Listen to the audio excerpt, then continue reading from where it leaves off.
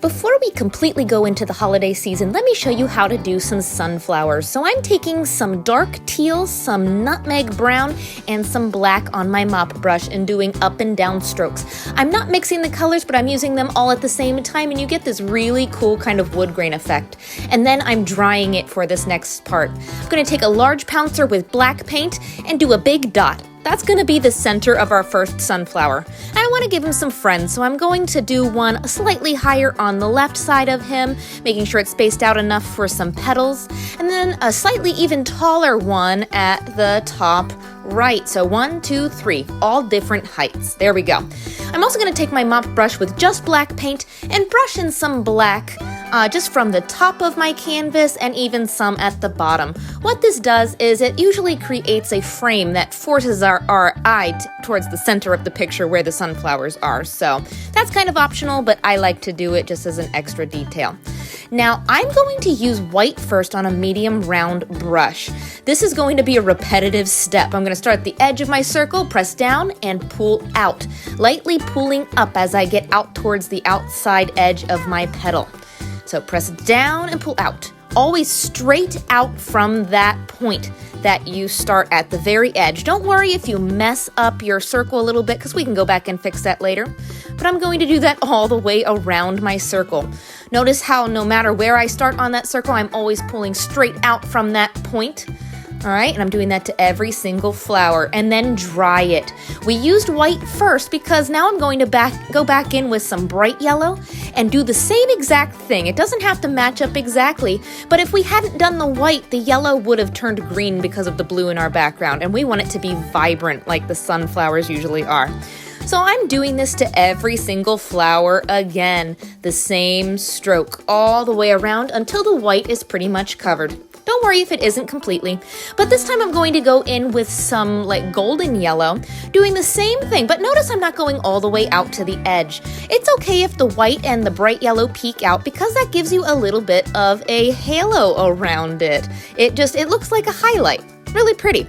So I'm going to do that to every single flower again. And it doesn't, like I said, have to match up exactly with every single brush stroke. You're just layering the paint colors to make it look three-dimensional. So I'm also going to go in with some nutmeg brown that I used from my background. And I'm doing the same stroke, but much shorter, like less than halfway out from my petal. Sunflowers sometimes have sunken in centers, so this is a little bit of shading, if you will. It's going to make it definitely look more three-dimensional or more golden like a sunflower. So do that to every single flower. This is a pretty easy painting, but very, very repetitive, so it's going to take you a little longer than some of the other paintings I've shown you. And then, like I said, we can go back and fix up those centers. Just use your pouncer again with black paint. Ooh, that's so much better. Do that to every single flower then to add those centers back in. Awesome.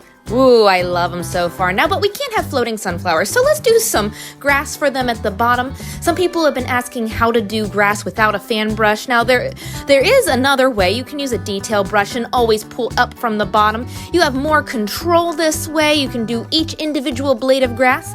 It's a very similar stroke to the petals, actually. Just make sure they're all different heights. They can be kind of leaning over each other.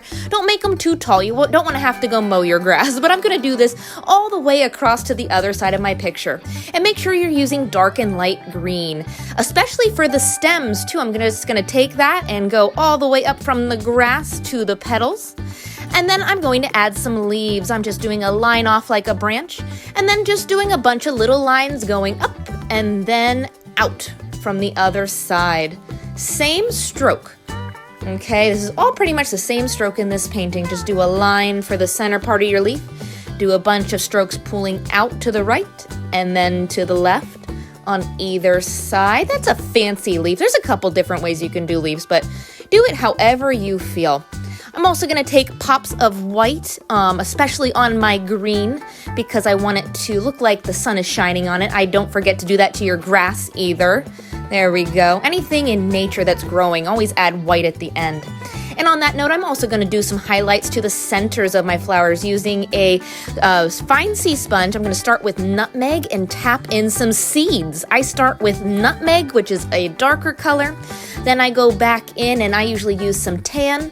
I use a lot more tan than the nutmeg because they really pop out from the black background of the center.